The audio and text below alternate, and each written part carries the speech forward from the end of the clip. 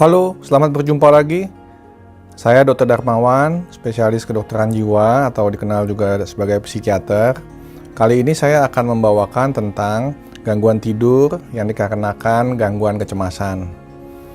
Sebetulnya apa sih gangguan kecemasan itu? Gangguan kecemasan adalah gangguan di mana seseorang merasa takut berlebihan, was-was, cemas, sudah memikirkan atau mengantisipasi hal-hal yang belum terjadi. Jadi kalau takut itu ada objeknya, tetapi kalau cemas itu objeknya nggak jelas. Dia takut yang belum terjadi ditakuti. Nah, orang-orang yang menderita gangguan kecemasan biasanya juga mengalami gangguan tidur. Nah, gangguan tidur ini di masyarakat umum itu bisa mencapai 5-15% dan bahkan 30-75% bisa menjadi gangguan tidur yang kronis dalam jangka waktu panjang. Pada orang tua, bahkan bisa ditemukan gangguan tidur itu 30-70% ditemukan gangguan tidur pada orang tua. Nah, ada beberapa macam sih gangguan tidur itu. Kebanyakan orang itu taunya insomnia, susah tidur. Padahal gangguan tidur itu masih ada yang lain, seperti misalnya parasomnia. Misalnya, orang kalau tidur giginya ngerot-ngerot atau cleansing, itu disebut bruxism. Tidur sambil jalan, mengigau. Kemudian ada juga hipersomnia. Hipersomnia adalah dia tidur berlebihan. Ada juga yang disebut narkolepsi. Kalau hipersomnia tuh maunya bawaannya tidur mulu. Udah tidur 8 jam, 10 jam itu nggak cukup. Dia maunya tidur mulu, jadi panjang tidurnya, hiper, berlebihan. Kalau narkolepsi itu serangan tidur. Tiba-tiba dia ngantuk banget, kemudian tertidur, lalu dia terbangun lagi, kembali segar. Tetapi jadi seperti serangan. Kalau kita kenal ayan atau epilepsi kan serangannya kejang. Kalau ini serangannya tidur. Itu yang disebut dengan narkolepsi. Jadi dengan banyaknya gangguan tidur seperti itu menyebabkan pengaruh ke kesehatan tubuh kita. Karena kita tahu tubuh kita tuh butuh tidur untuk istirahat total. Bukan hanya santai-santai. Kalau istirahat fisik mungkin bisa dengan beristirahat santai, masas misalnya.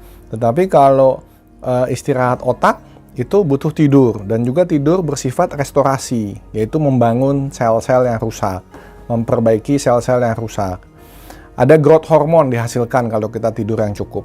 Pada anak kecil, pada masa pertumbuhan sangat dibutuhkan growth hormone itu untuk meningkat, untuk bisa berkembang. Pada orang tua, growth hormone dibutuhkan untuk anti-aging, mencegah penuaan dini. Nah, apabila kita kurang tidur, kita bisa mengalami obesitas, kegemukan, kita bisa mengalami stroke, ada yang namanya obstructive sleep apnea. Jadi dia kalau tidur tersumbat jalan nafasnya lalu ngorok. Nah, itu juga gangguan tidur. Nah, itu bisa menjadi faktor pencetus ya, atau faktor predisposisi juga bisa untuk stroke dan serangan jantung.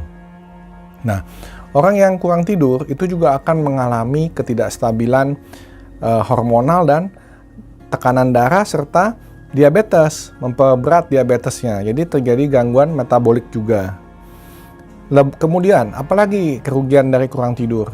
Nah, kurang tidur ini juga bisa mengakibatkan penurunan konsentrasi, mood yang irritable, mudah marah, nggak sabaran, sehingga mengganggu produktivitas kerja ketika di siang hari.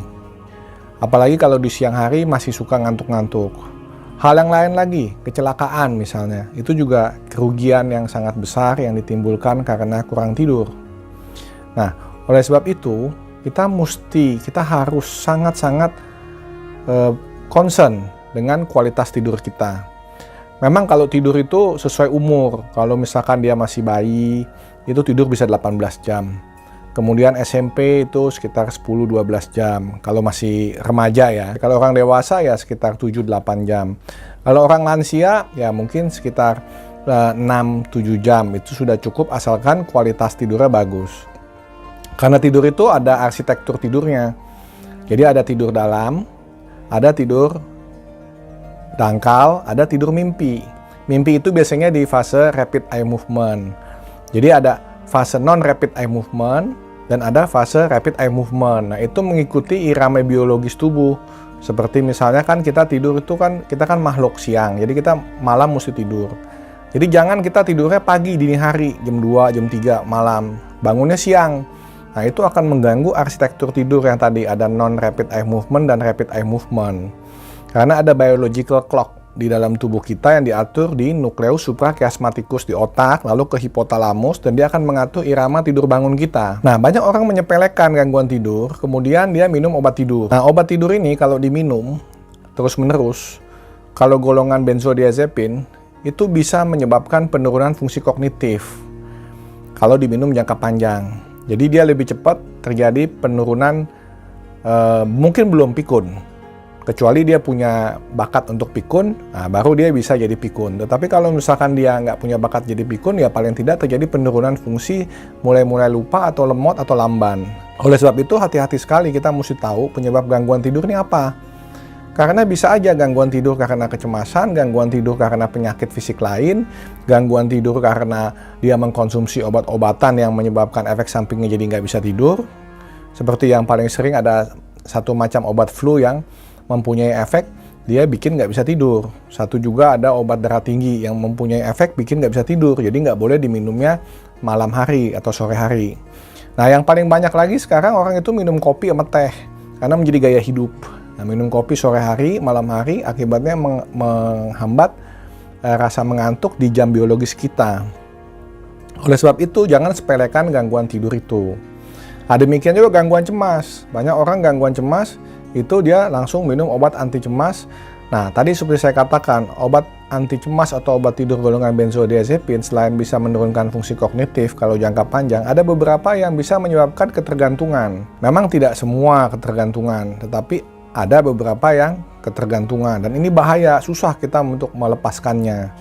Oleh sebab itu ada obat-obat anti cemas yang itu kita gunakan obat-obat yang tidak ketergantungan, golongan lain. Seperti misalkan kita gunakan golongan antidepresan. Antidepresan tidak membuat ketergantungan dan bisa mengatasi gangguan cemas menyeluruh.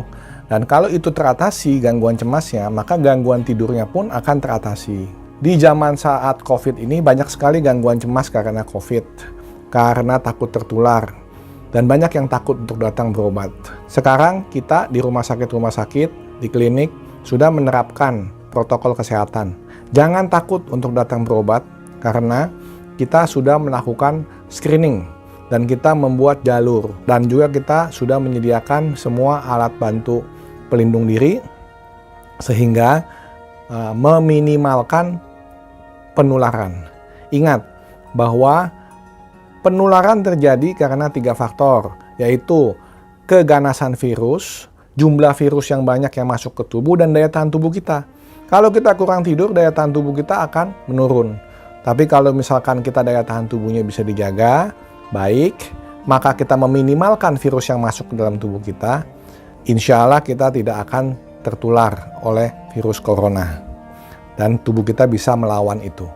Jadi, kita harus tetap menjaga daya tahan tubuh kita, mempunyai kualitas tidur yang baik, tidak cemas, bisa memanage kecemasan dan stres, sehingga kita tetap bisa mempertahankan kualitas hidup kita, produktivitas kita, dan salam sehat jiwa.